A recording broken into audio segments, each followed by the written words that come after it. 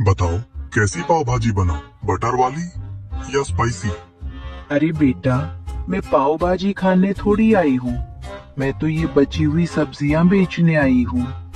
अरे अम्मा, मैंने तो सुबह ही सब्जियां ले ली थी। बेटा, अगर ले सको तो ले लो, आधे दाम में दे दूंगी। ये सुनकर ठेले वाला खेल उठा। अम्मा, आधे दाम में? फिर तो ठीक है। पूरी टोकरी कितने में दोगी? बस 50 रुपए दे दो बेटा। सौदा जबरदस्त है, दे दो दे दो। ठेले वाले ने तुरंत पैसे निकाल कर दे दिए।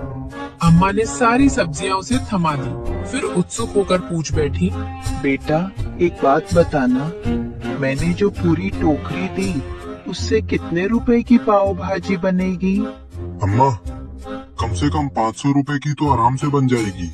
ये सुनकर अम्मा हैरान रह गई। इतना मुनाफा? अम्मा वहाँ से चल दी, लेकिन मन में ठेले वाले की बात घूमती रही। रास्ते में उन्हें सूरज का बिरयानी वाला ठेला दिखा। वहाँ भारी भीड़ थी।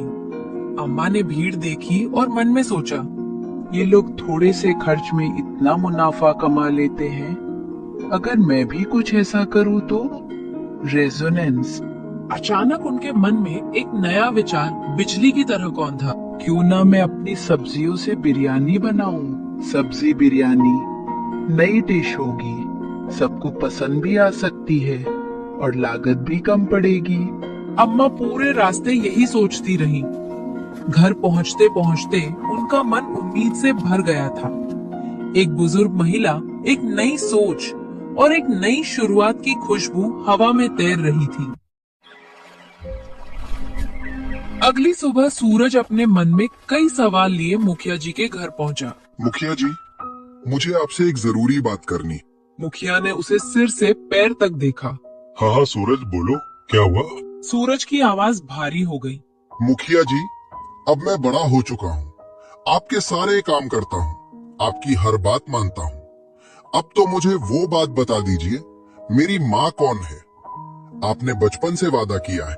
मुखिया ने थोड़ी देर चुप रहकर कहा, अरे सूरज बेटा, वादा किया है तो निभाऊंगा भी, लेकिन अभी थोड़ा वक्त चाहिए।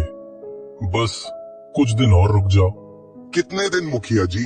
बचपन से यही सुन रहा हूँ। मेरा हक है जानने का, दया कीजिए, मुझे मेरी माँ से मिलना है। ठीक है, कल बता दूंगा।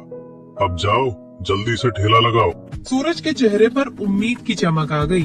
वो खुशी खुशी ठेला लगाने चला गया। दूसरी तरफ अम्मा ने सुबह ही घर में सब्जी बिरयानी बना ली थी। सुगंध से पूरा घर महक उठा। वो बड़ा सा पतीला लेकर गांव में एक जगह बैठ गई और जोर से पुकारने लगी, आओ आओ, स्वादिष्ट सब्जी बिरयानी, ताजा और सस्ती, आओ आओ जल्दी आओ। इसी बीच सूरज उधर से गुजर रहा था। उसने आवाज सुनी और अम्मा के पास पहुंचा। अरे अम्मा, ये कैसी बिरयानी बेच रही हो तुम? अरे बेटा, ये अनोखी बिरयानी है, सब्जियों से बनी हुई, चखोगे क्या? नहीं नहीं, रहने दो, मुझे खुद भी अपना चिकन बिरयानी का ठेला शुरू करना है, मैं चलता हूँ। वो बिना चखे वहाँ से चला गया। सूरज ने अपना ठेला शुरू किया, पर आधा घंटा बीत गया, फिर 1 घंटा, फिर 1.5 घंटा, कोई ग्राहक नहीं आया। आज ऐसा क्यों हो रहा है?